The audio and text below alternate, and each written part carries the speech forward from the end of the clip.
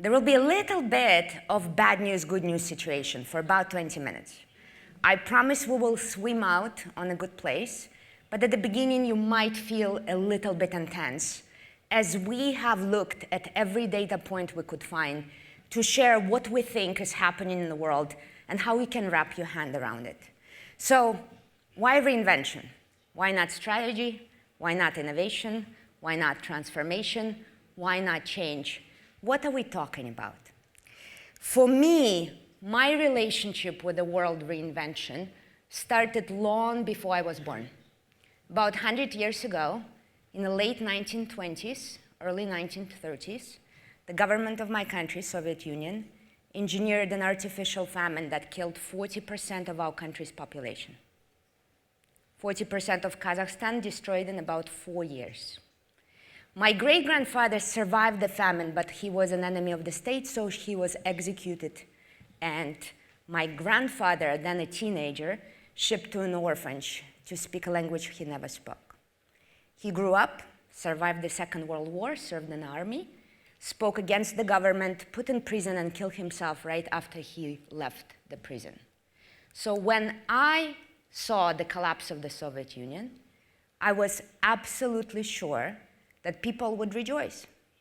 After 100 years of concentration camps and gulags, every kind of executions and famines, I thought people would rejoice. But we had a suicide rate in the country spiking because people would rather hold on to their miserable past than to try a new future. So when I entered the adult life as a PhD researcher, I wanted to understand this question. Why systems die? Why companies die? Why careers disappear? Why some countries are able to take a disruption and reinvent the new version of themselves, while others destroy themselves? Why some companies are able to take a new trend, a particular competitor that is disrupting them, a technology, or perhaps an economic situation, and able to turn it into opportunities, and others get off the stage? Thankfully, early 2000s gave me plenty of materials. Company after company was killing itself, and Ron was first. And then, of course, after that, again and again, company after company would go down. So, of course, Kodak is the famous one. Many of us will speak about it. Now, why did Kodak kill itself? How did Kodak go down? Just shout. Digital, yeah. Absolute majority of us get this answer. Kodak was destroyed because they didn't go with digital technology. That would be a wonderful answer if it was not supported by the actual reality. Kodak invented digital photography. And that is the case with company after company. Most of us have technology in hand, we just don't use it. So the question for us, what is happening now, and is the situation improving? And the reality is not. So this is the data for US, the first quarter of 2025, the highest suicide bankruptcy rate that we've seen since 2010. Company after company is facing the stress and not able to reinvent itself, but it's not just corporate environment. In the US right now, we are closing about one university per week. One university per week. And if you look in other countries, we're seeing very similar situation, whether it's for-profit sector or non-profit sector, organizations are not surviving. And this is not about current situation. This is not about the uncertainty of the current geopolitics. This is a systemic trend. For example, since the beginning of the century, just in the last 25 years, 52% of all Fortune 500 companies have been off the list. And this is a number that just breaks my heart. According to Morgan Stanley, about 60% of public companies in the US have never generated value. In economic terms, no value created. And when we look at the ability of the company to get to the peak of its industry and stay at that peak, it used to be you got to the top of the industry, you can be comfortable there for at least 5 years. You can relax and be there and be comfortable. Today, that is only 44% of companies that are able to hold on to their leading position, and that number is falling. And our people are feeling it as well. So if you look at what's happening with the transformation efforts and how much weight are we putting on the shoulder of our employees. Just 2016, a typical employee in a medium to large size companies would experience 2 planned transformation per year. That would be a changing of IT system, a new KPI system, new market, new product, and so on. Now it's 10 planned transformation per employee per year. And if you can imagine, all the unplanned transformations as well. So no wonder that most of our employees are just fed up with this. Just 5 years ago, about 74% of employees were ready to say, I will back your effort. You have a new strategy, I will be there with you. You have a new IT system, let's get it done. We want to launch a new product portfolio, absolutely. That was 74% of employees. Today, that number is only 43% and falling. Even more heartbreaking for me personally, yes, about 23% of employees are fully engaged. I'm sure you people who chose to be here are in that percentage. These are people who are hungry. These are people who want things. These are people who create things. These are people who make things happen. But unfortunately, 62% of employees worldwide are quiet quitting. They're there for a checklist. They're there for just getting their mortgage paid, and they prefer to do as little as possible. And even more staggering, 15% of all employees worldwide are in active stage of sabotage. You come into a team, 15% of that team is sabotaging. You come into a meeting, 15% of that meeting is sabotaging. They're not stupid, they're not unethical, they're angry. And this act feels like an act of justice. So clearly, as a global community, we're doing something wrong. Are you feeling positive yet? So now it's time to look at the positive, because what we discovered in all of our research and practice all over the world, and I'm so thankful to the amazing reinvention community that flew in from New Zealand and Brazil and South Africa and all of Europe and North America and Canada, and sitting here, all the people who do this research on the ground with us and testing all of this on the ground. What we discovered that there's about 3 thoughts, 3 insights that are crucial for you not to just survive the reality I just described, but actually thrive in it, enjoy it, create opportunity in it, grow in it. So those companies that are able to turn disruption and opportunity actually grow with every crisis. Average statistics show that in a typical crisis, yes, about 17% of businesses go bankrupt, but about 10% of businesses reinvent and become stronger in net profits, in overall revenues, in employee engagement, and in customer engagement. So what do they know that we don't know often? How do they do things differently?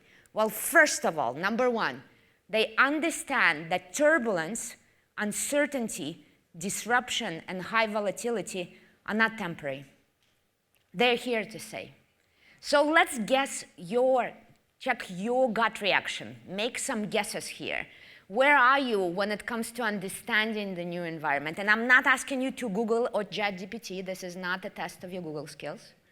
But now, guess with me, in your estimate, how many economic crises, recessions specifically, have we had since 1988?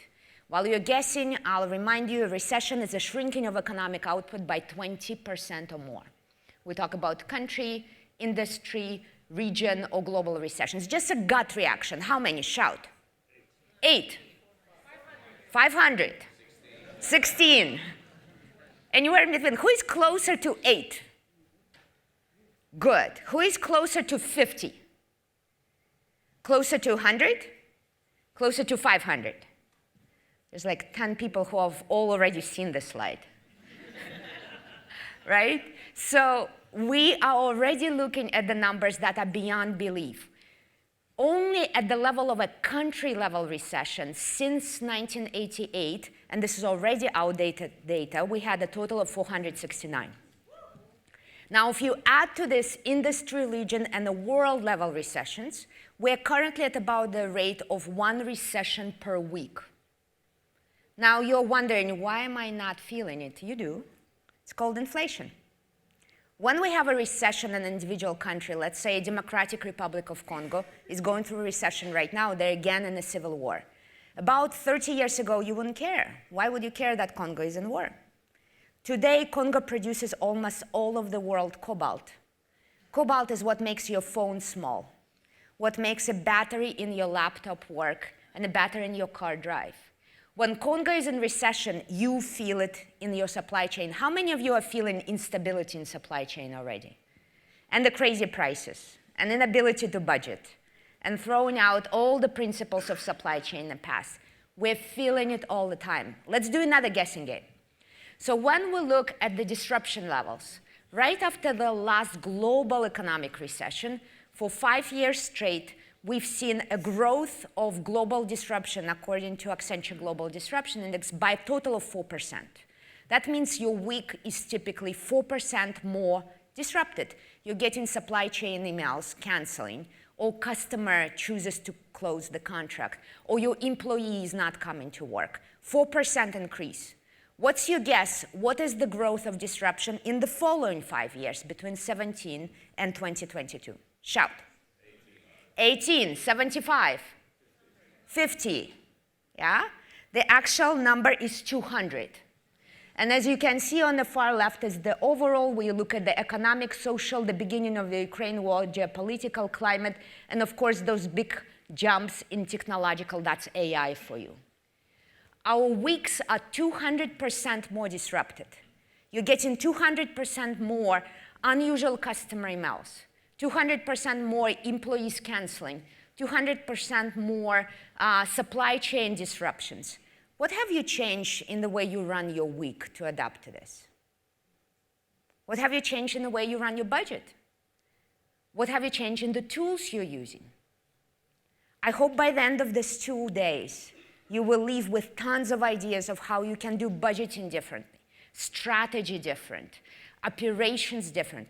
So disruption is not news for you. It's something you plan into your week and you work with so you are the first mover while all of your competitors are just trying to make sense of what's going on. The reality, of course, that if we look at the levels of uncertainty overall, this is the IMF Global Uncertainty Index in the last 60 years, and I just wanted to save your nerves, so I stopped right before COVID, right? This is 2019. In 2019, the levels of uncertainty were about 100 times higher than in the mid-1980s. However, absolute majority of what we teach in business schools, strategy, operations, marketing, leadership, supply chain, and so on, was developed between the late 70s and late 90s in the period of the highest certainty. We were in the most predictable world then. We were in a high level of stability. We developed strategy for the world that can be controlled. We developed budgeting for the world that is very certain. How many of you are still on annual budgeting? How many of you hate your budget by the end of January? Because budgeting was created for the world of absolute certainty, and when we have high volatility, traditional approach to budgeting, traditional approach to competitive advantage, traditional approach to leadership operations is simply not working. So the job for us today is to rethink what we teach in classrooms, what we use in boardrooms, what we promote in newsrooms, because in a world where a quarter of Harvard MBAs cannot find a job, this is the data of 2024, last year graduates could not find a job from Harvard. We are clearly using old tools, and it's time to feature new ones. So that's number one. Uncertainty is here to stay, turbulence in the new reality. So hoping that it will pass, that the business will come back to usual, is just not saving you anymore. Second thing, the second thing that companies understand if they want to use disruption as an opportunity is the idea that you cannot wait until things are broken. How many of you are reinventing now when there's already cracks in the system, when the product is not performing, when the employees are already stressed? Yeah, I see quite a bit of hands, and few of you are still thinking, when do I reinvent? Do I at all? So you all remember the growth cycles. right? The typical company goes through a growth cycle, a product goes through this growth cycle, your brand goes through a growth cycle. We begin from the early stages. If everything survives the difficult go-go years of growth, we come to maturity. And the reinvention is jumping the S-curve, jumping to the new growth cycle and the new growth cycle indefinitely. What we, however, don't track in business is excellent studies that show that you cannot reinvent when things are already broken. The chances of you coming back to your own historic performance are only 10%. If you start reinventing on decline, when your product is already showing the signs of stress, when your business practices are already not producing results, when your leadership practices or your supplier chain is not working anymore, the chances of you coming back to your own historic performance are very low, which means you need to know how to reinvent before you hit the top, before you hit the peak. And then the question of when becomes crucial. So with the reinvention community worldwide, we were studying what is the typical cycle length for a business model through the ages. And in the 20th century, most businesses had very long life cycles, 75 years on average for a typical business model. You could milk that cow for a long, long time. Now, 1989, two things happened. Number one, we have the global phenomenon of the internet, combined with 1989, the fall of Berlin Wall. Suddenly, we're in a global world, and we're deeply connected. We're no longer competing with one person or one country. We're competing with the world. And the cycle shrinks to 15 from 75. What do you think that number is now? We went from 75 to 15, 1 year. That's a very short cycle. What's the cycle right now? For your company, what's the cycle? How quickly do you need to renew your strategy, your product portfolio, your brand? 3, 1, 6. I'll translate. Anybody else? 2 weeks. 2 weeks, yes.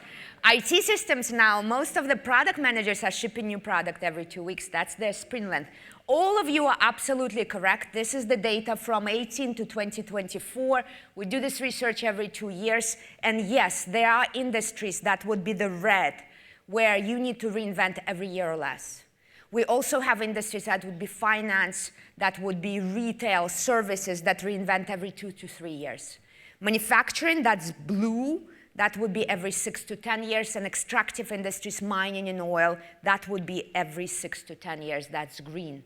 All of us are reinventing faster than ever before, which means we need to create a system of permanent reinvention, continuous reinvention, rather than one-time event.